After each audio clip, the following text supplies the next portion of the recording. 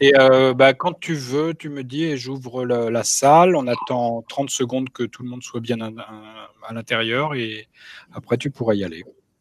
Enfin, on a encore 2 minutes là, formellement. Oui. C'est pas commencé en avance quand même. On va attendre 14 heures. On va attendre Attends que les gens se connectent. Sinon, ils ne vont pas avoir l'intro.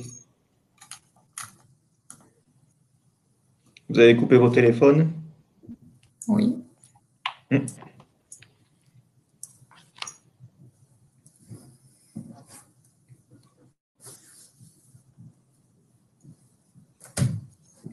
mets en mode avion. Comme ça. Oh, putain, parce que là, ce genre de truc, moi. C'est pas le moment.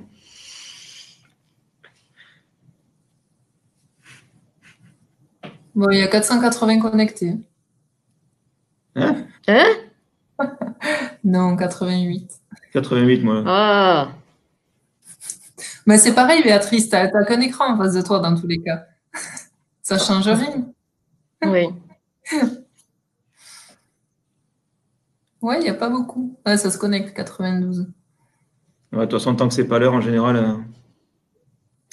14 heures. Bon, ben nous, on va démarrer pour être à l'heure. J'ai pas le même heure, moi. C'est rigolo. Mhm. Donc j'y vais, je déverrouille. Ben oui, les 14 heures, on va y aller. Je sais pas. Béatrice, peut-être tu pourras couper le micro. Non, parce que c'est le micro de Béatrice qui fait ma présentation. Oui, mais du coup, faut pas qu'on Si elle vous coupe le entende. micro, Et oui, mais comme c'est moi qui démarre. on va se tenir pendant 2 minutes quand même. Ouais, je suis en train de fermer des trucs. Pas qu'il y ait des. Ah oui, c'est Gilles et Tu tout. me dis ça? Et ouais. Oui, c'est bon. C'est parti. Bonjour à tous et bienvenue dans ce webinaire. Donc, je suis Florie Bousquier, responsable de la communication du groupe CERMA. Je vais vous présenter le déroulé de ce webinaire qui porte sur la montée en puissance de la technologie GaN, donc du nitrure de gallium. Ce webinaire est organisé par CERMA Technologies en association avec Sciences et Surface, l'IRT Nanoelec et le CEATech. Vous aurez le plaisir d'écouter Mathieu Medina, le directeur recherche et développement de CERMA Technologies, Béatrice Moreau, responsable pôle de compétences du thème chez CERMA Technologies, Laurent Dupuis, responsable analyse TOF SIMS de Sciences et Surface, Ennio Capria, directeur du programme caractérisation de l'IRT Nanoelec, et Mathieu Gavel, responsable de la plateforme puissance du CEATech. Avant de donner la parole à Monsieur Medina, je vous donne quelques précisions sur le fonctionnement du webinaire. Nous sommes près de 200 participants, donc afin de faciliter l'écoute, vos micros et caméras sont désactivés et nous vous remercions de les laisser ainsi. Vous avez la possibilité de poser vos questions en direct durant la présentation via le chat. Si vous vous êtes inscrit avec un trigramme, on vous recommande de mentionner vos noms et prénoms afin de pouvoir vous répondre a posteriori et pouvoir retrouver vos coordonnées. Puisque en fin de webinaire, il y aura une session de questions-réponses, mais je pense que nous n'aurons pas le temps de traiter toutes les questions qui seront posées et nous vous répondrons donc par mail après le webinaire. Ce webinaire est enregistré et sera consultable en replay. Nous vous enverrons le lien par mail ensuite. Monsieur Medina, je vous laisse la parole. Merci Florie. Donc, j'espère que tout le monde nous entend bien. Bonjour à tous, je suis Mathieu Medina, directeur R&D de CERMA Technologies. Merci à tous d'assister à ce webinaire multisite pour cause de Covid, mais que nous allons essayer de rendre le plus fluide possible. Le slide 2, c'est bon.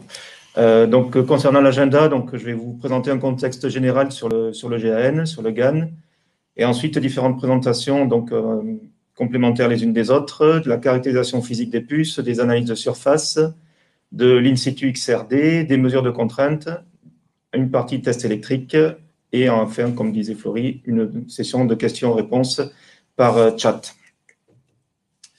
Sur le contexte général, donc le GaN s'inscrit dans une logique des besoins d'électronique qui permettent de toujours gérer plus de puissance en tension, en courant, des fréquences toujours plus élevées de switching, des températures toujours plus hautes, des intégrations toujours plus poussées et des objectifs de fiabilité toujours plus élevés, au moins équivalents à ce qu'on connaît précédemment. Donc, dans le schéma qui est juste à côté, on voit les limites du silicium en tension, enfin en puissance du coup et en fréquence. Et il y a des solutions, notamment des composants qu'on appelle grand gap, donc SiC et GaN, qui permettent d'aller au-delà. Et le GaN se profile comme la solution pour les applications RF déjà depuis 2005 et certaines applications de puissance depuis 2010. Les principaux avantages du GaN sur le silicium, c'est un fonctionnement à haute tension grâce à son champ de claquage qui est bien plus élevé que celui du silicium, un fonctionnement à haute température à haute fréquence, avec des mobilités d'électrons et des vitesses d'électrons qui sont bien plus importantes, et des faibles pertes en conduction et en commutation dans les composants qu'on peut réaliser. Le schéma en radar que vous voyez juste en dessous présente les avantages dont je viens de parler, qui est une propriété du CEA. Et une petite note aussi, c'est que le packaging qui est primordial pour pouvoir accéder à toutes ces performances fantastiques du GaN, il ne sera pas abordé dans ce webinaire-là, mais peut-être dans un futur proche, dans un nouveau webinaire. Alors, la structure qui est généralement étudiée, c'est la structure HEMT, Electron Mobility Transistor. Le principe paraît assez simple, c'est un substrat qui sert de support. Par-dessus, on vient faire croître des couches de GaN, et puis dans l'exemple ici de l'ALGaN. Et cette croissance de ces deux couches l'une sur l'autre crée une couche d'électrons, d'un gaz électronique, on appelle ça, qui est en fait une sorte d'autoroute à électrons qui permet d'atteindre les super performances du GaN. Et par-dessus tout ça, on vient créer des contacts de source, de gate et de drain, comme on pourrait retrouver sur un MOSFET classique, par exemple. Le problème, c'est que tout ça, ça ne se fait pas d'un claquement de doigts. Il y a des challenges technologiques qui sont très complexes. Donc, j'en ai listé quelques-uns. L'interface entre le GaN et le substrat qui va créer des dislocations, toute l'épitaxie qui se crée va créer des pièges aussi. Et donc, tout ça va générer des défauts. Réaliser les contacts ohmiques ou les contacts Schottky aussi, c'est un challenge qui est très difficile à relever. Faire l'isolation des potentiels, parce qu'on se retrouve avec des composants qui peuvent être de RF ou de puissance. Et pour la puissance, on a besoin de monter à 600 volts ou 800 volts. Et on peut atteindre ces performances-là, mais sur un composant latéral comme ça, c'est très compliqué à atteindre. Donc, il y a toute cette structure-là à revoir. Et la structure des gates pour avoir des composants normalement ouverts, alors que par défaut, ce ne sera pas ce type-là de composants. Donc, il y a besoin de caractériser tout ça de manière physique, donc avec des moyens micro, nanométriques, voire en dessous, et un besoin de mise en œuvre de tests spécifiques en RF ou puissance. Donc ici, on a proposé sur ce webinaire de vous présenter quelques-unes des solutions qu'on peut vous apporter, parmi lesquelles donc, il y a la préparation d'échantillons avec des moyens qui permettent de faire des imageries thèmes classiques ou haute résolution, des analyses des Synth of Things, des analyses XRD et des mesures de contraintes faites avec notre partenaire sur le synchrotron, et des tests spécifiques. Donc ici, on présente des tests puissance. Il y a des tests aussi RF qui sont disponibles, mais qui ne sont pas présentés ici. Mais pour arriver à faire toutes ces solutions-là, et donc ce qu'on va vous présenter, on s'est associé à plusieurs avec des moyens complémentaires. Donc, Serma Technologies, c'est du conseil, de la fiabilité, des laboratoires d'expertise physique et tests sur les composants et cartes électroniques, dont RF et puissance, qu'on présente ici. Donc, on a des moyens en interne à nous, notamment ici, le thème qui est présenté. On a des locaux sur Pessac et Grenoble pour les principaux laboratoires. Ensuite, il y a la partie sciences et surfaces, comme son nom l'indique, qui c'est un laboratoire de caractérisation des surfaces et l'interface des matériaux, qui est à la pointe de la technologie, avec aussi des moyens qui sont sur Écully, à côté de Lyon. L'IRT NanoElec, qui c'est un institut de R&D, donc notamment les projets PowerGaN, les grands instruments avec qui on travaille aussi étroitement, diffusion technologique, développement de capital humain, de la filière microélectronique. Donc les locaux qui sont, on le voit ici, c'est le synchrotron qui est sur Grenoble, et le CEVATEC Occitanie, qui est à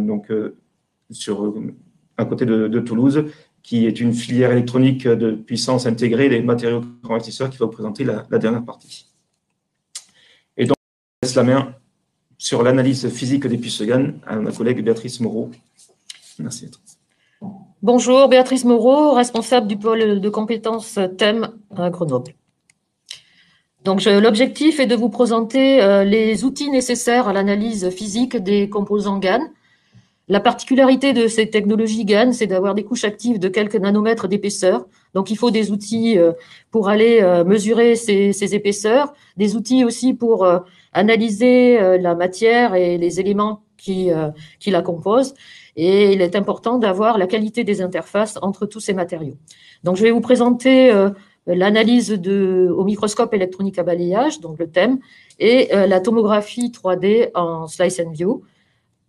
Pour l'analyse au TEM, on verra les points abordés seront la préparation de lame et quelques exemples d'observation TEM.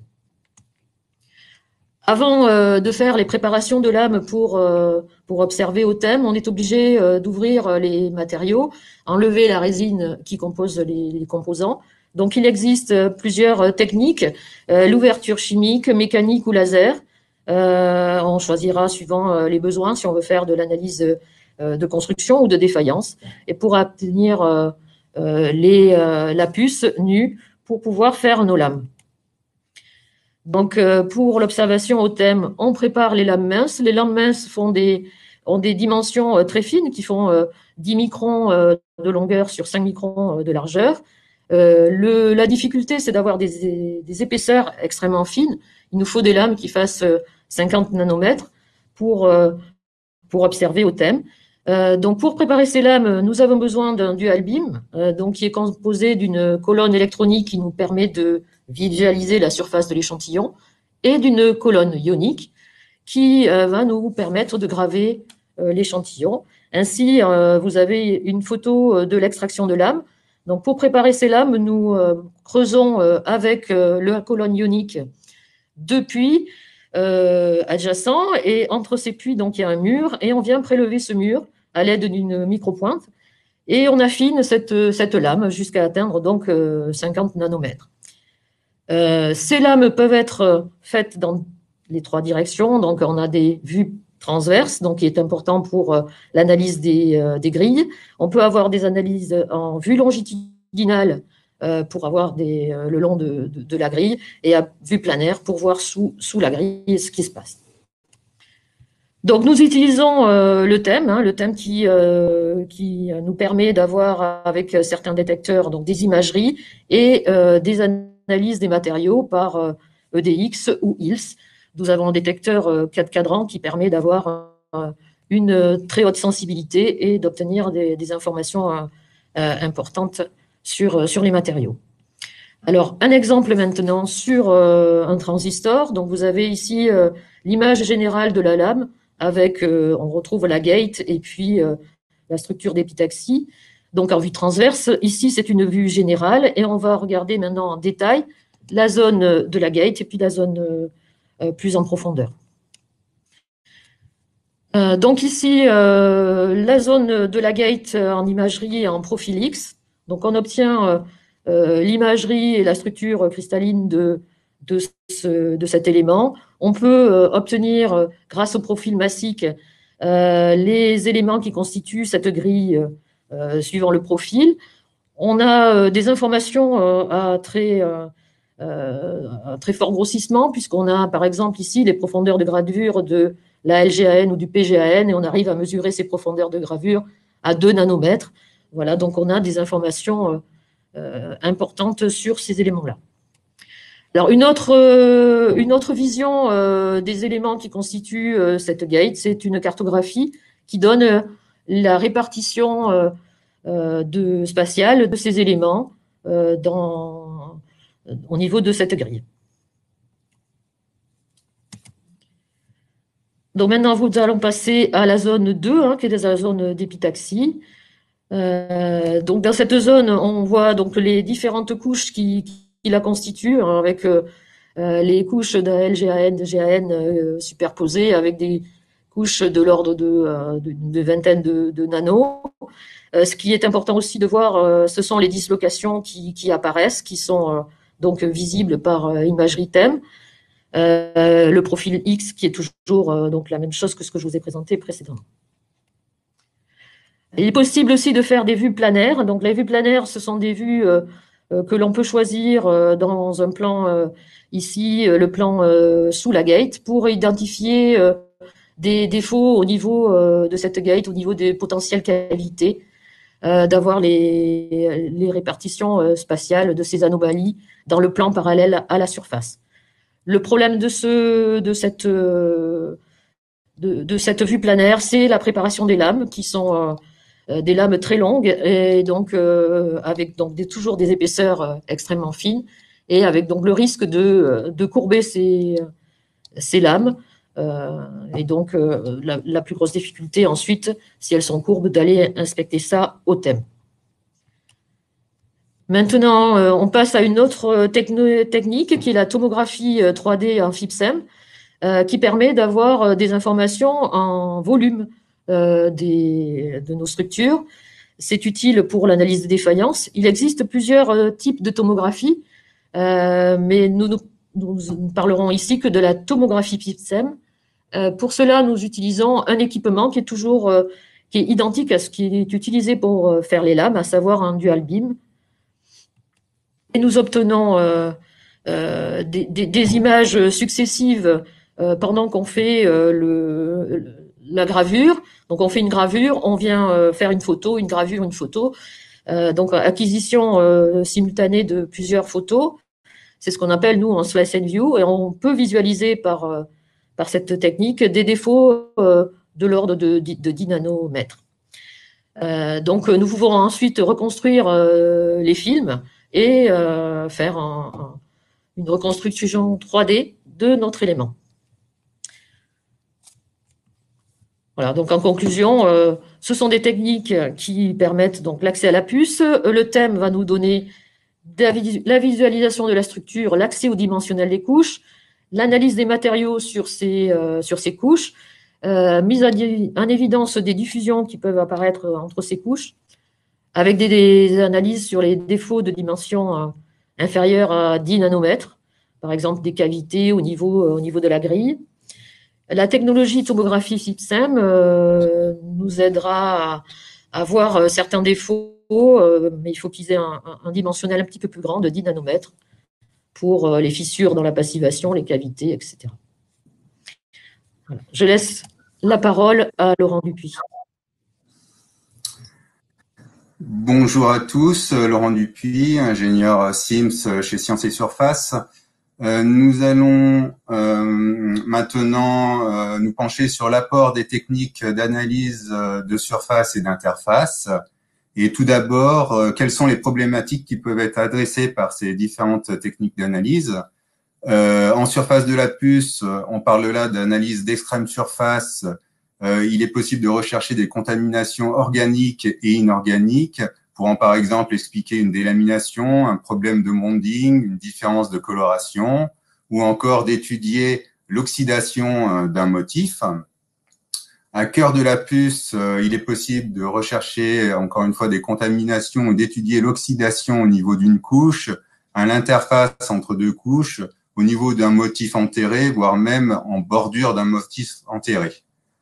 Les différentes techniques d'analyse, les principales techniques d'analyse, c'est donc l'XPS qui permet une analyse élémentaire quantitative avec l'information des formes chimiques des éléments détectés. La zone d'analyse minimale étant de l'ordre de 10 microns. L'AES qui d'une certaine manière permet des analyses comparables à l'XPS mais plus ponctuelles au niveau submicronique. Et les techniques SIMS, dont le TOF SIMS avec ses deux modes de fonctionnement et le SIMS dynamique. Par la suite, nous allons nous pencher et faire un focus sur les techniques SIMS. Comme vous pouvez le constater, chaque technique SIMS dispose de son propre appareil. Ceci étant, le principe de base reste le même. Et l'acronyme SIMS signifie Secondary Ion Mass Spectrometry et donc repose sur l'étude de la masse et plus exactement de la masse sur charge d'ions secondaires. Ces ions sont issus de l'échantillon analysé et sont engendrés par la dissipation en énergie d'ions primaires suite à leur impact sur la surface. Ces ions primaires étant bien entendu générés par l'appareil. La technique TOF-SIMS donne accès à une information moléculaire et ou élémentaire suivant le mode utilisé.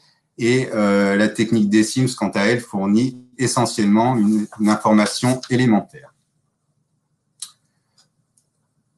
Ce tableau non exhaustif me permet une rapide comparaison des deux techniques.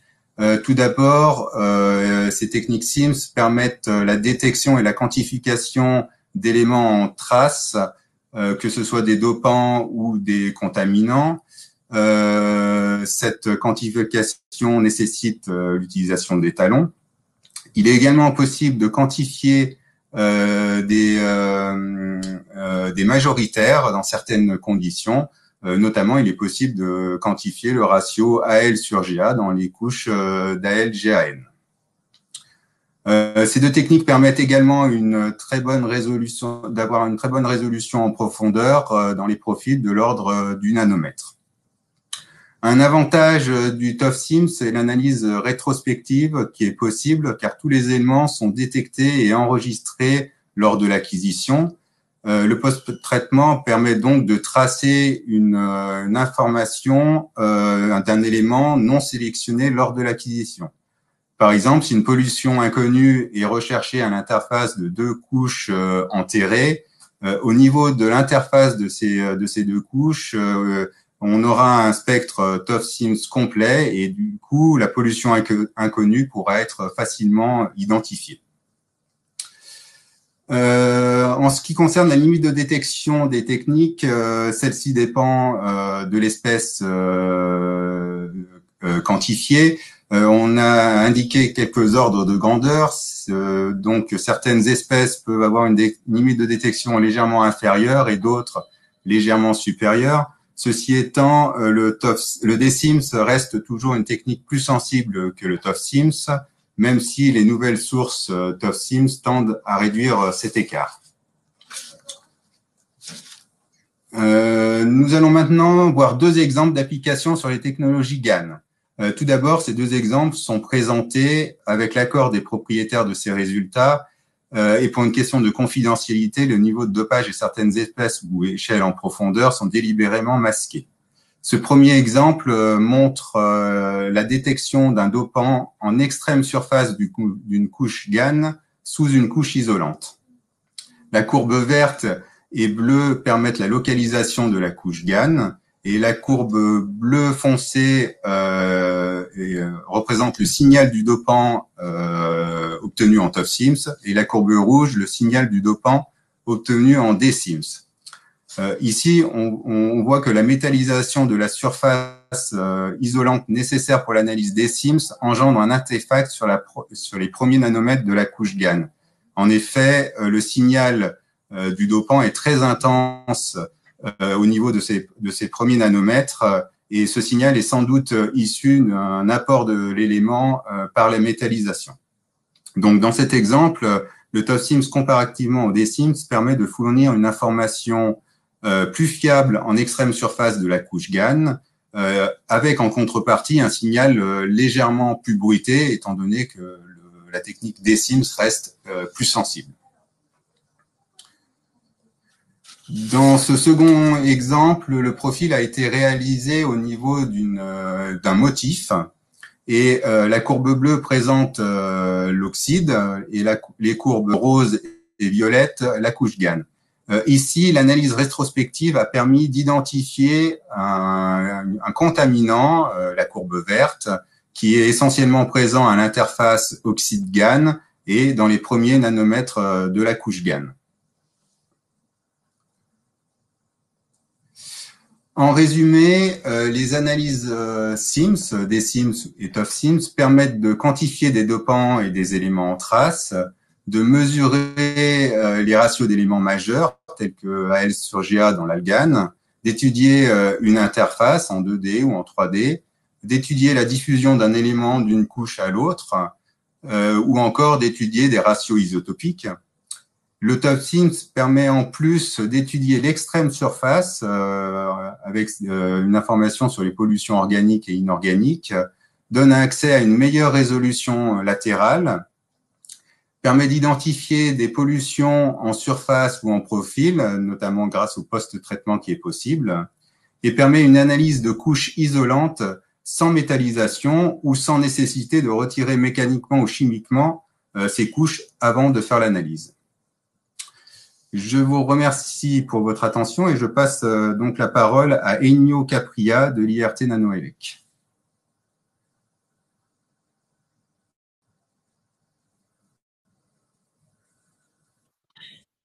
Je m'appelle Ennio Capria, je suis responsable adjoint du Business Development Office de l'ESRF et aussi responsable de la plateforme de caractérisation avancée de Grenoble, une initiative développée dans le cadre de l'IRT Nanoelec ici à Grenoble, notamment pour mettre à disposition les opportunités de caractérisation offertes par les neutrons et les synchrotrons, rayons X et synchrotrons pour l'industrie microélectronique. Donc ici, je vous ai préparé un slide, on vous a préparé un slide vraiment pour décrire tous les axes sur lesquels ces caractérisations avancées peuvent fournir des éléments utiles. Vous voyez clairement les problématiques d'interface entre l'interface drain, interface source et aussi gate, mais aussi des problématiques relatives au GAN, donc au substrat lui-même, et aussi à tout ce qui est packaging et notamment packaging avancé pour des structures 3D, etc. Donc par exemple, en rayons X, on peut aller voir en microtomographie ou en nanotomographie avec des résolutions qui peuvent descendre jusqu'à 50 nanomètres, même moins, selon les matériaux. Aller voir des métallisations en mode non destructif ou des nanodéfauts, mais aussi en tomographie neutron, aller voir des éléments plus légers, et notamment en exploitant un contraste de type isotopique. Et quand on va sur les dispositifs lui-même, ben là, c'est plutôt à niveau des analyses en réflectivité qu'on va apporter des éléments sur les interfaces dans les couches profondes ou aussi des éléments sur tout ce qui concerne l'analyse des contraintes et notamment dans les substrats des GAN. Et là, on peut les faire soit en imagerie, ce qu'on appelle topographie, où on va voir les défauts linéaires, donc les dislocations ou les inclusions, ou avec des méthodes plus quantitatives comme les K-map que je vais décrire tout à l'heure, où on peut vraiment aller étudier et avoir des chiffres plus précis sur les contraintes. Mais aussi, ce qui est assez intéressant, c'est qu'on peut aller voir des éléments in situ, in operando, donc par exemple aller étudier les phases, la formation de certaines phases lors des cycles thermiques qu'on va appliquer pour faire par exemple pour rendre ohmique en contact. Et alors ça va être les sujets de mon slide suivant. Donc voilà deux exemples pour vous. Les premiers, c'est de l'in situ pour monitorer la transition des phases lors de la formation d'un contact ohmique. Vous pouvez voir ici, la problématique est assez connue. Des contacts fiables et stables et à faible résistance sont essentiels et normalement, notamment plus pour les composants de puissance où la chaleur à dissiper peuvent se révéler très élevées. Et du coup, bah, la température des recuits doit être limitée afin d'améliorer cette stabilité. Donc voilà, trouver les conditions optimales de recuit est un enjeu majeur et l'effet de pouvoir aller faire des tests en direct, donc in situ, operando, peut être très très important. Et alors là, c'est quelque chose qu'on peut faire sur les GAN.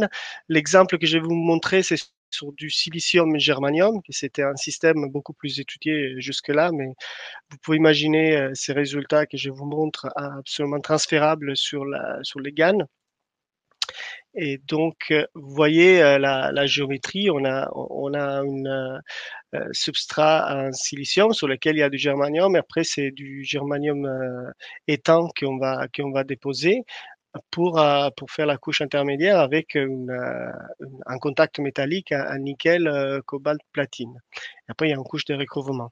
Cette expérience s'est faite à l'ESRF, au synchrotron, sur la ligne BM5, une ligne dédiée à des caractérisations des matériaux semi-conducteurs, donc vraiment dessinée pour travailler sur des couches minces, sur des dépôts et polycristallins et épitaxiales, avec une énergie des faisceaux de 17 keV, façon restée superficielle, et une taille des spots micrométrique, à 300 micromètres à peu près, mais on peut faire parce on était plutôt à rasant dans les cas de ces expériences.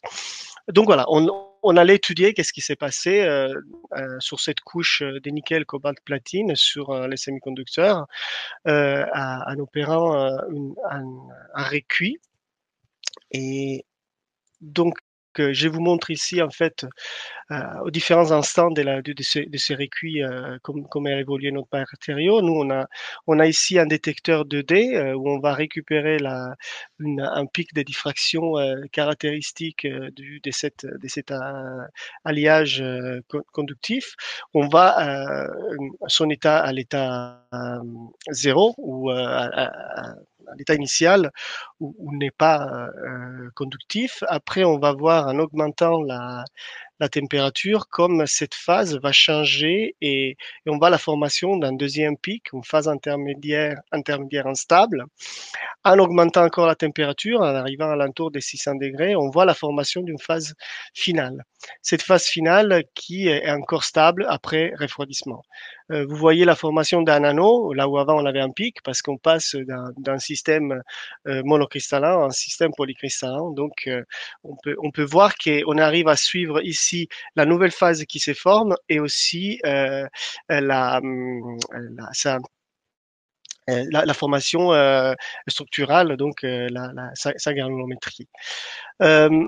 Si c'est là, c'est une belle manip pour montrer en fait la différence, les différentes phases qui se forment à différentes températures avec des cinétiques. Il y a des études qui peuvent se faire à basse température et à température constante notamment, où on va pas voir apparaître complètement la nouvelle phase stable, mais on peut s'arrêter avant et laisser stabiliser une phase, non pas par l'augmentation de température, mais pour la permanence à un plateau des températures constantes.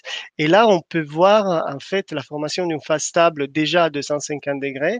L'étude de cette formation, ça nous permet en fait de établir, juste un instant, je vais à la slide de suite. En fait, quand on se permet de tracer comme à différents instants les pics initiales, donc j'y retourne. Vous voyez l'intensité de ces pics-là, comme ils se modifient dans le temps avec différentes températures. En fait, en suivant cette modification d'intensité, donc on voit la phase initiale qui devient la phase finale. En traçant la constante, la vitesse par rapport à la température, on arrive à établir en fait une constante qui est l'énergie d'activation. Dans ces cas-là, en accord avec la littérature, parce qu'on était sur un système modèle. Donc voilà, et une fois qu'on a cette énergie d'activation, on peut facilement réussir à dériver les conditions de recuit optimales. Donc ça, c'est en fait l'importance pour avoir des hautes performances en contact thermique et de pouvoir suivre en direct la formation des différentes phases. Et là maintenant, je vais vous parler d'une autre technique, qui c'est pour la mesure des contraintes des dispositifs et composants semi-conducteurs. En fait, vous connaissez mieux que moi qui est les contraintes dans les dispositifs. Aujourd'hui, c'est quelque chose qui devient de plus en plus important, soit parce que les désaccords de maille peuvent générer des contraintes non voulues, donc la stratégie des contrôles est primordiale et de toute première importance, mais aussi parce que aujourd'hui dans l'ingénierie des bandes, en fait, on cherche aussi à modifier les propriétés des matériaux en changeant justement la contrainte et donc en cherchant des matériaux nouveaux, justement en gérant cette contrainte. Cette technique qu'on appelle Quick Map à l'ESRF, c'est rien d'autre que c'est une technique de mapping où on va à balayer avec un faisceau synchrotron des tailles nanométriques, à un tour de 100 nanomètres, on balaye une surface et à chaque point où on acquis notre spectre, en fait, on va récupérer les spectres de diffraction et aussi faire un rocking gentil de notre échantillon, justement pour aller avoir une reconstruction complète de l'espace réciproque à chaque point. Donc, ce qu'on appelle reciprocal space mapping. Et ce que vous allez obtenir, en fait, si vous êtes avec moi, normalement, dans l'espace réciproque, en fait, si vous avez une situation où vous avez, par exemple, ici, j'ai un autre exemple, germanium-silicium, vous avez si vous avez une couche de germanium sur du silicium, normalement, sur l'espace 0,01, donc sur l'axe 0,01, vous pouvez séparer germanium et silicium. Et ça, c'est très bien parce qu'à un moment donné, votre germanium que vous avez séparé, bah, quand il est contraint, vous les verrez bouger sur votre axe. Et quand il y a non pas une contrainte, mais un tilt, donc une rotation des grains, en fait, vous les verrez bouger différemment. Ça, c'est une question très importante parce que cette technique, c'est une des seules techniques qui d'une façon assez fiable, peut vous permettre de différencier entre un tilt et une contrainte. Quand normalement, beaucoup d'autres techniques, ils vous montrent des variations dans l'état cristallin de votre matériau, mais ils vous permet pas de séparer les deux. Et donc, de cette façon, bah, vous allez obtenir, par exemple, ici, on a un exemple de ce qui se passe sur un dispositif en GaN. Donc, on avait un GaN sur un substrat avec un algane dessus et du silicon oxide. Ça, c'est notre dispositif. Vous voyez l'élément initial, les substrats initiales. On avait des défauts qui étaient dus justement à la différence d'accords d'émail entre les substrats et les GaN. Et après, on a en épitaxie des alganes. Quand on va déposer nos contacts, quand on va construire notre dispositif, on peut voir l'apparition des contraintes liées à la présence des contacts, qui, elles, peuvent nous expliquer aussi éventuellement un désaccord entre le fonctionnement de nos dispositifs et ce qui était la théorie. Et là, je vous montre en fait ce qu'on arrive à obtenir en utilisant cette technique Quick Map. Donc, vous pouvez voir ici, imaginez que pour chaque, là, je retourne un instant en arrière, voilà. Imaginez que là, on a déposé nos contacts. Pour chacun de ces points, on va effectuer on va mesurer en fait un spectre de diffraction et on va faire un rocking donc à notre échantillon. À la fin, ce qu'on arrive à reconstruire, c'est ces genres des maps où là, sur cette map-là, on a l'intensité intégrée totale du pic qui peut donner certaines informations, notamment si on est sur des couches minces et il peut donner des informations sur l'épaisseur de la couche, par exemple. Et là, on va voir la map du stress résiduel. Et en fait, là, vous pouvez voir clairement les stress qui étaient dus à la présence des dislocations et aussi des contraintes fixées par les défauts sur les substrats. Vous pouvez les rappeler ici, hein, ces défauts-là.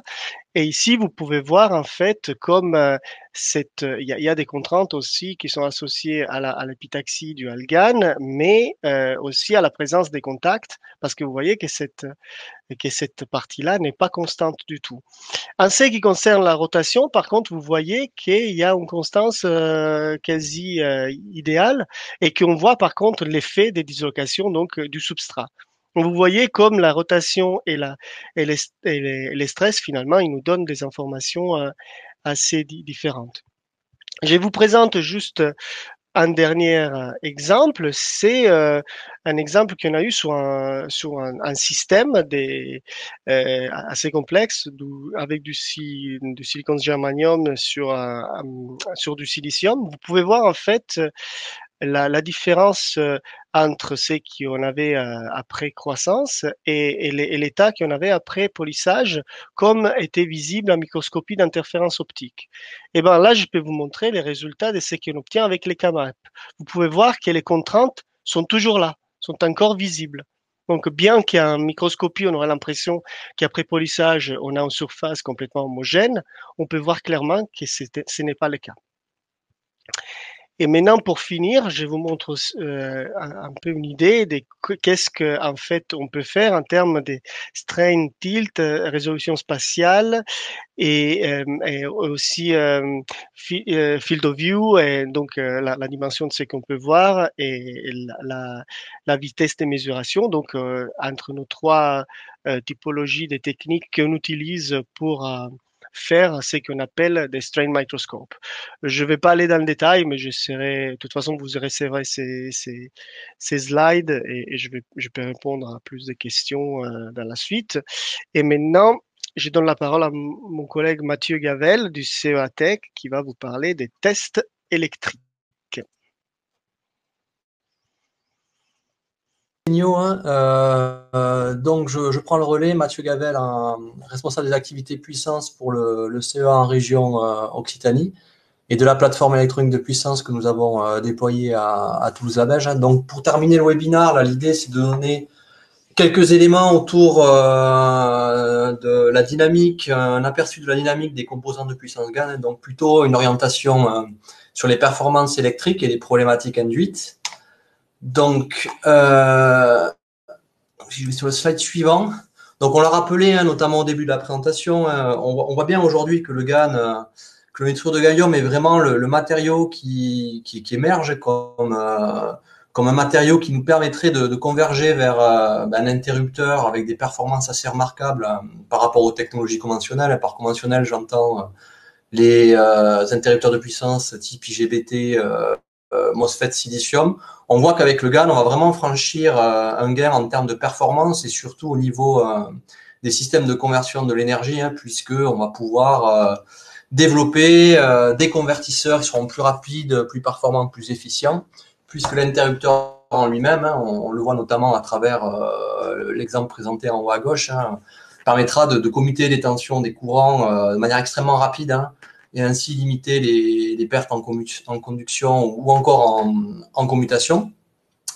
Et ce qui est remarquable depuis quelques années, notamment de par les performances et les améliorations qui ont pu être apportées au niveau de la synthèse des matériaux, c'est qu'aujourd'hui on est en mesure de synthétiser des matériaux GaN sur des substrats large diamètre silicium, donc 150-200 mm essentiellement, ce qui permet ainsi de réduire le coût induit du matériau utilisé, et tout ceci sur des lignes qui sont compatibles avec les technologies CMOS, donc sans avoir forcément besoin de déployer des lignes de fabrication spécifiques. Donc on voit bien qu'on va pouvoir contribuer à optimiser les systèmes de conversion dans un contexte de forte intégration et notamment de convergence vers des densités de puissance extrêmement élevées, tout ceci à très haute efficacité. Donc dans ce sens-là, au CEA et notamment au LETI, on a engagé des actions sur le développement d'une technologie de puissance GaN. Donc il y a une ligne qui a été déployée au LETI à Grenoble, une ligne de 100 mm, dans un environnement CMOS compatible. Et on a pu, pour certains de nos partenaires, et les cas d'Hexagan et d'ST sont assez représentatifs, développer des technologies de puissance propre ayant des performances vraiment remarquables. Donc tout ceci, ça nous permet vraiment d'aller vers un gain en performance au niveau du système. Par contre, qui dit nouvelles propriétés, nouvelles performances, dit aussi nouvelles problématiques et certains verrous qu'il va nous falloir non pas éliminer, mais à minima les maîtriser. La première problématique, c'est que sur le GaN sur silicium, on l'a vu, est un matériau qui intègre un désaccord de maille avec le silicium sur lequel il est épitaxié. Donc, premier problème, ça va être des pièges dans le volume du matériau, mais aussi en surface. Et ça peut conduire à ce qu'on appelle communément au sein de la communauté puissance à des problématiques de RDS en dynamique. Ça veut dire une augmentation transitoire de la résistance à l'état passant, due à un piégeage lui aussi transitoire des porteurs de charge lorsque le composant est soumis à une haute tension. Pour les gens de l'ARF, c'est plutôt un phénomène qui est connu sous le nom de courant de Colas. Deuxième problématique, on est sur des composants extrêmement rapides, hein, donc avec des DI sur DT qui peuvent être vraiment majeurs et des profils de courant de tension particulièrement abrupts.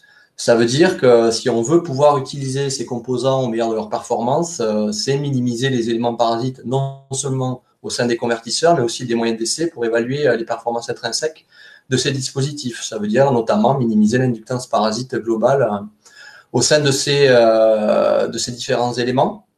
Une autre problématique, hein, on est sur une technologie qui est qu'on appelle normalion, hein, donc l'interrupteur est en circuit à zéro tension appliquée sur la grille. Hein, donc il y a des astuces technologiques qui permettent de le rendre normally off. Cependant, elles sont diverses et elles induisent des problématiques en termes de standardisation. Donc aujourd'hui, il n'y a pas vraiment de standard clairement défini. Et le dernier point, on est sur une technologie qui est assez jeune, assez récente, même si elle a une petite dizaine d'années d'existence, notamment pour la puissance. Il y a encore des questionnements sur la robustesse et la fiabilité, et donc des actions à mener dans ce sens-là. Donc là, l'objet de la présentation, c'est de vous donner, si j'arrive à passer, alors j'arrive pas à passer au slide suivant.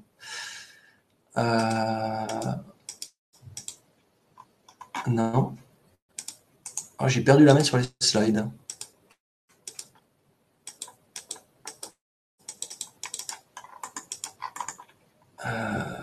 Je ne sais pas si quelqu'un, côté organisation, peut me donner un coup de main. Parce que là, j'arrive pas à faire basculer les slides.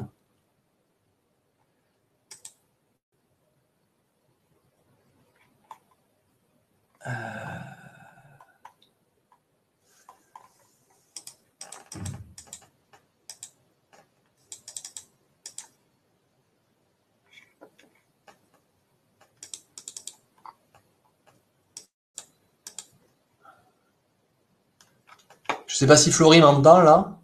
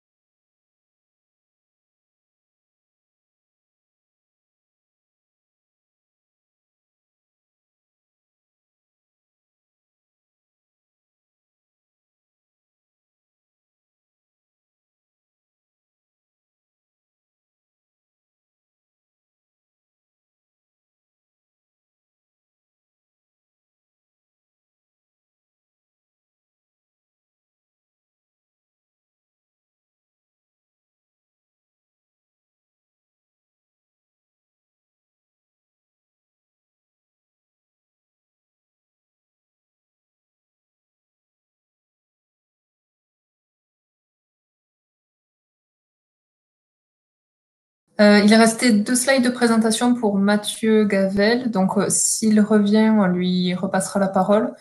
Après son intervention, donc on arrivait à la séance de questions-réponses. On a eu quelques questions sur le chat, donc je vous propose d'en lire quelques-unes pour les 10 minutes qu'il nous reste. Attends, Mathieu est revenu. On va peut-être le laisser finir sa présentation pour les 2 slides qu'il restait.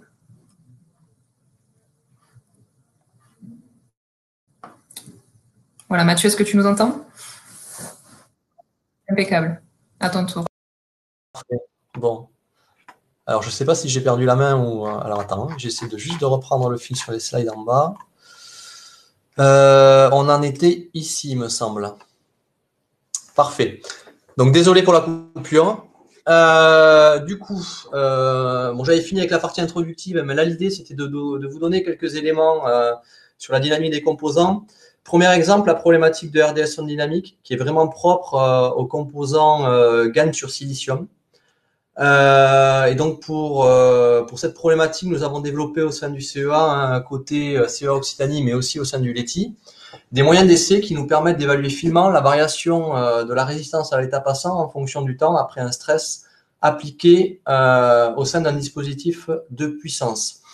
Donc là, l'exemple que je vous vais présenter, c'est pour un composant GaN commercial dit GIT, pour Gate Junction Transistor. Donc 650 volts, 30 ampères. La particularité de ces composants, c'est qu'ils sont constitués d'une grille semi-enterrée et d'une électrode P-GaN sur le drain du composant qui permet à haute tension d'injecter des trous afin de compenser le piégeage d'électrons pendant le stress au bord du dispositif. Donc voilà un résumé. Nos moyens d'essai, ils sont à la fois industriels, on les a upgradés. Alors, je vais revenir sur le slide d'avant, pardon. Mais aussi des lab bench qu'on a pu développer pour optimiser notre niveau de performance. Ce que vous voyez en bas à gauche, c'est un visuel 3D de RDS on dynamique, donc l'évolution du RDS on dynamique en fonction d'un stress appliqué de 50 volts à 750 volts de manière cumulative sur un composant, de 1 seconde à 300 secondes. Ce qu'on voit, c'est qu'à partir de 300 volts, il n'y a quasiment pas de RDS on dynamique. Ça veut dire que le stress n'a pas induit de variation de la résistance à l'état passant lors de la mise en commutation on du composant. Par contre, au voisinage de 100 volts, on observe un extrémum de RDS on dynamique au-delà de 120%. Donc, ce qui est assez significatif et peut induire des pertes en conduction relativement importantes au niveau d'un système de conversion. On s'intéresse également à la dynamique de dépiégeage de ces composants-là. Et sur la figure de droite, vous pouvez observer la variation de la résistance à l'état passant, donc la variation de RDS on dynamique, en fonction du temps, après la mise en commutation on du dispositif et un courant circulant de 10 ampères. Donc, on monitore la résistance au voisinage de 2 microsecondes après la fermeture du switch. Et ce qu'on observe, c'est un dépiégeage relativement rapide. La cinétique est assez importante puisque le composant a pratiquement atteint sa valeur d'équilibre, donc statique, autour de 15 à 20 microsecondes. On peut aussi monitorer sur des temps beaucoup plus longs, sur plusieurs heures si nécessaire. Donc, ce qu'on voit, c'est que c'est quand même un phénomène qui peut avoir des conséquences assez dommageables sur le fonctionnement des composants. Dans le cadre présent, si on l'utilise à 100 volts, on voit bien que ça va générer des pertes en conduction relativement importantes.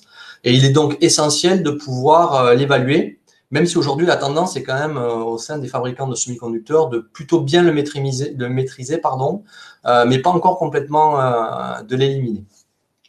Donc j'en passe à une deuxième problématique, qui est l'évaluation des performances dynamiques de ces composants. On a vu que ce sont des composants qui commutent extrêmement rapidement, qui peuvent avoir différentes technologies de grille et pour lesquelles ces fronts de tension et de courant nécessitent vraiment d'optimiser les moyens d'essai afin d'évaluer avec une certaine finesse les performances représentées par des paramètres dynamiques représentatifs type courant, énergie de commutation. Donc, ce que vous pouvez observer à l'écran, c'est un test dynamique dit double pulse qu'on a pu opérer sur un composant GaN commercial avec une grille P-GaN, un composant 650 volts 30 ampères, donc en configuration demi-pont. Donc, c'est un testeur commercial que l'on a utilisé sans modification quelconque. Et ce qu'on observe, c'est que dans des conditions d'utilisation usuelles, donc tel qu'il a été fait pour des composants, par exemple silicium, à l'ouverture du switch, la grille, on perd le contrôle sur la grille, ce qui induit une oscillation sur le composant, sa mise en résonance et sa destruction à l'ouverture du dispositif. Ce qui fait que dans ces mesures-là, dans ces conditions-là, on n'est pas en mesure vraiment d'aller évaluer les transitoires du dispositif sans à minima le dégrader ou au pire, clairement le détruire. Donc, on a pas mal travaillé dans ce sens sur nos moyens d'essai et également avec les équipementiers pour optimiser les parties critiques des éléments, des moyens de mesure. Hein. Donc, on a beaucoup travaillé sur nos testeurs afin de minimiser l'inductance parasite des cartes de puissance. Donc, en haut à droite, vous avez un exemple d'une carte de test dynamique en configuration demi-pont qu'on a pu développer sur un de nos testeurs industriels.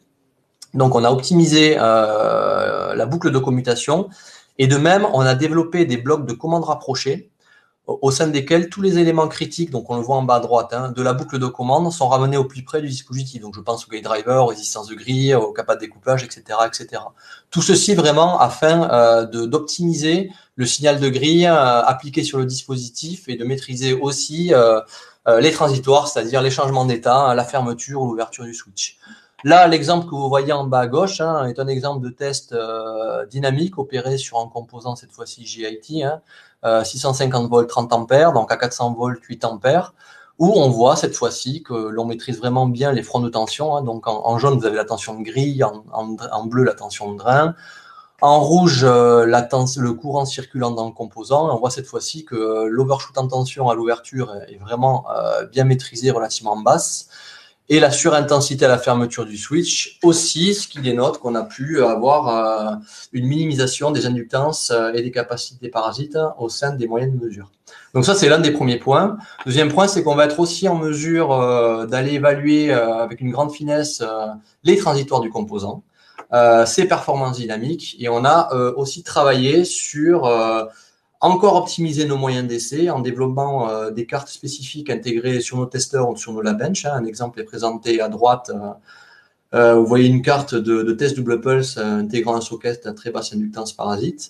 Et cette fois-ci, l'idée, c'est d'aller vraiment évaluer la dynamique du composant à température ambiante ou conditionnée à chaud, à froid.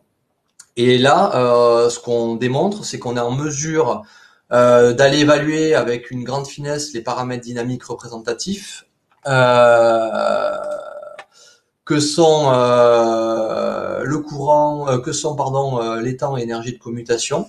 Et on le voit qu'on peut le faire notamment au niveau du courant circulant dans le composant avec des bandes passantes relativement importantes, puisqu'on a développé une solution propre au sein de l'antenne en Occitanie qui nous permettent de mesurer le courant avec des bandes passantes au voisinage de 500 MHz. Donc je rentre pas dans les détails, mais l'idée c'est de vous donner un aperçu de ce qui a pu être développé et la nécessité vraiment d'optimiser les moyens d'essai pour vraiment évaluer avec une performance assez conséquente, et c'est nécessaire dans le cas des composants GaN, les transitoires et les dynamiques de ces dispositifs. J'en viens à un seuil de conclusion. Hein. Donc, ce qu'on voit, c'est que le GaN, il introduit de nouveaux enjeux et qu'il va être nécessaire d'induire une certaine standardisation. Donc, ça, c'est en cours, que ce soit à travers des méthodes de test spécifiques ou des futures orientations technologiques. Et les industriels, ils travaillent beaucoup aujourd'hui. Des tests spécifiques sont en cours également de développement, donc qui vont bien au-delà de ce qui était fait initialement pour le silicium. On peut penser au switching safe operating area ou encore le multiple switching. La problématique du packaging aussi est prépondérante, parce que si on veut utiliser ces composants au meilleur de leur performance, il faut un packaging ad hoc qui permette de le faire. Et l'orientation aujourd'hui, c'est la moyenne puissance plutôt sur de l'embedded PCB, la plus haute puissance sur des problématiques d'intégration 3D pour minimiser les inductances parasites et intégrer d'autres éléments type driver ou éléments passifs. Et ce qu'on voit apparaître aussi de plus en plus, et l'exemple proposé par ST qui est tout récent, c'est du co-packaging de plusieurs éléments, l'interrupteur, éventuellement son driver, voire de la fonction. Et ST a proposé courant septembre un composant qu'ils ont appelé MasterGran, qui est un demi-pont, donc 2 interrupteurs avec le driver intégré dans un même package. Et le dernier point qui est quand même une problématique très importante pour une adoption à court terme, moyen terme de ces dispositifs, ça va être la fiabilisation. Et à ce titre, nous comportons avec VDCom et l'IRT Syntex-Jupéry un projet qui s'appelle GaNRET et qui a vocation à travailler sur la fiabilisation de ces dispositifs. Et à ce titre, les partenariats sont possibles Et vous pouvez éventuellement nous rejoindre si ce projet peut vous intéresser. Donc, j'arrive au bout de ma présentation. N'hésitez pas à me poser des questions le cas échéant.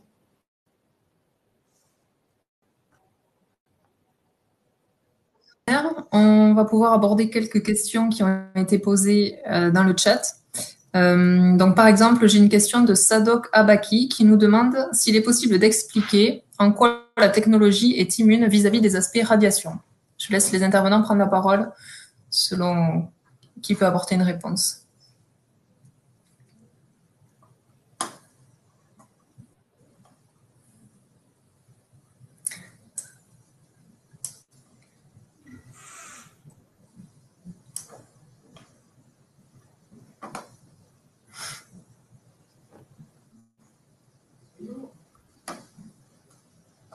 Qui souhaite intervenir pour répondre à la question? Alors moi, je peux donner quelques éléments. J'imagine que c'est des radiations, notamment pour les applications spatiales.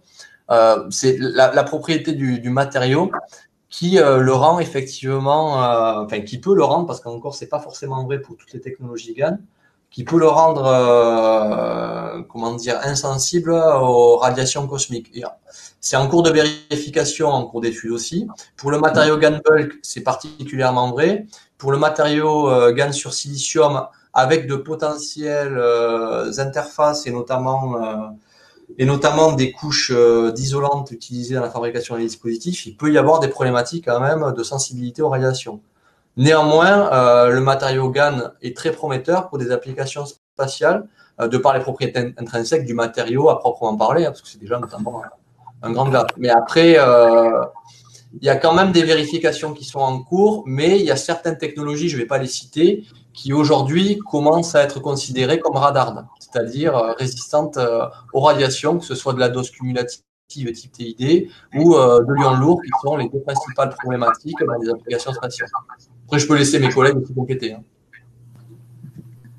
Oui, non, en effet, c'est ça, c'est la structure de grille notamment qui permet de cette tenue en radiation. Donc, on va peut-être passer à une autre question si on veut en répondre à plusieurs. C'est déjà 15 heures, excusez-moi. Il y a une autre question qui s'affiche. Donc, les MOSFET GaN sont seulement des structures planaires et pas des structures trench. Alors, j'ai vu qu'il y avait M. Escoffier qui avait répondu déjà. Et effectivement, nous, on en a vu en R&D. Et donc, voilà, il y a des structures trench qui existent, mais ça veut dire que du coup, tout le matériau est en GaN. Et ben, ça coûte très cher. Et aujourd'hui, l'avenir, on sent que c'est plutôt à des substrats low cost et notamment le GaN sur silicium. On a une question d'Erwan Lelès qui nous demande si une technologie mixte CMOS GaN industrielle existe aujourd'hui. Alors, de mon côté, je n'ai pas la réponse. Je ne sais pas si les collègues... Et Nio, Mathieu Gavel, peut-être quelqu'un souhaite apporter une réponse?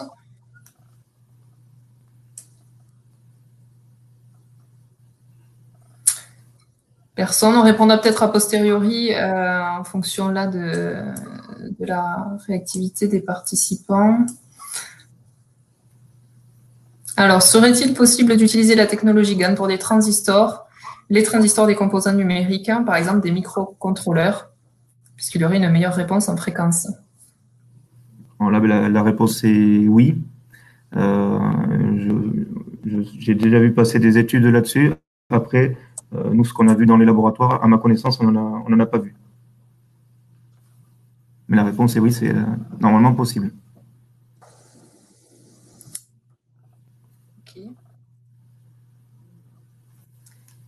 Je ne sais pas si François, tu fais défiler d'autres questions ou j'en sélectionne dans le chat.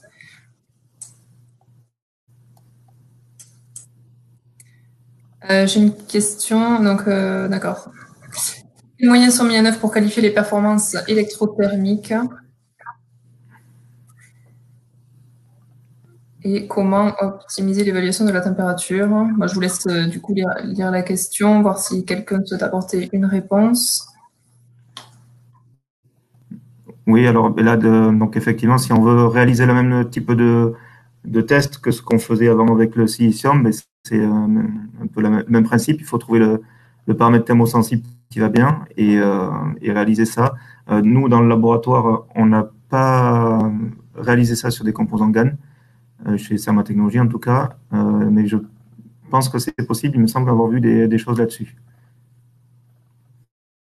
Je ne sais pas si au niveau du CEA Tech, vous avez fait des choses dans ce sens.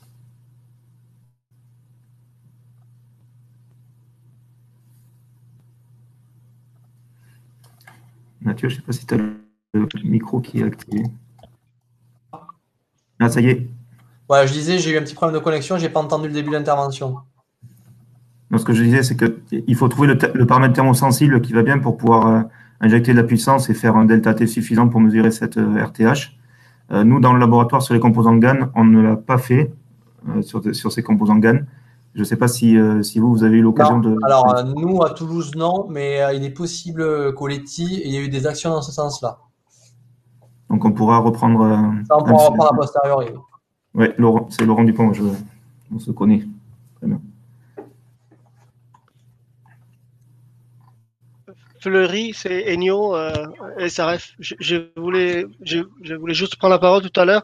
J'ai pas la réponse à la question du premier participant par rapport à l'irradiation, mais je peux dire qu'ici à Grenoble, on est dans le cadre de la plateforme de caractérisation avancée, on est en train de lancer on est en train de lancer l'institution d'un centre de compétences en irradiation, justement pour réunir sur la même structure plusieurs radiations, plusieurs particules et notamment neutrons et synchrotrons qui seraient disponibles à Grenoble, mais aussi des autres instituts.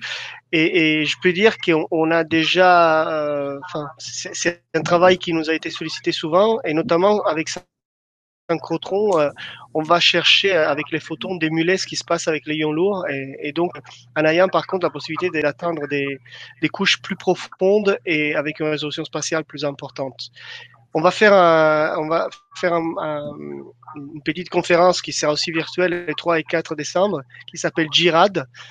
Donc, si les participants en question est intéressé pour la question d'irradiation, il y aura du GaN dedans aussi.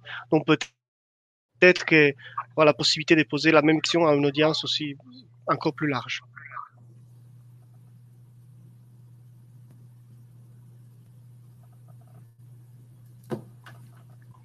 Une autre question, par exemple, pour une application de puissance, un substrat en SiC n'est-il pas meilleur que du SI, dislocation et conductivité thermique?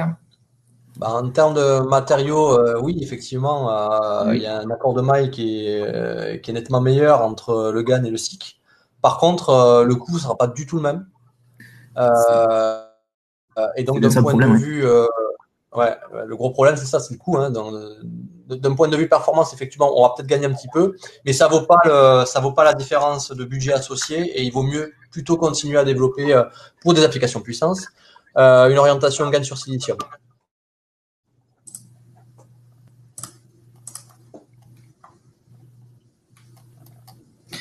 Très bien, mais je pense qu'on va s'arrêter là puisqu'il est 15h06. On répondra aux autres questions qui arrivent sur le chat après le webinaire en mail directement. Donc, merci à tous de votre participation. Merci aux différents intervenants et aux différents participants. Vous avez été nombreux et nombreux à poser des questions encore. On vous dit à très bientôt pour un prochain webinaire. Et on vous enverra donc la présentation et le replay du webinaire par mail dans les jours qui arrivent. Merci à tous. Merci. Merci à tous.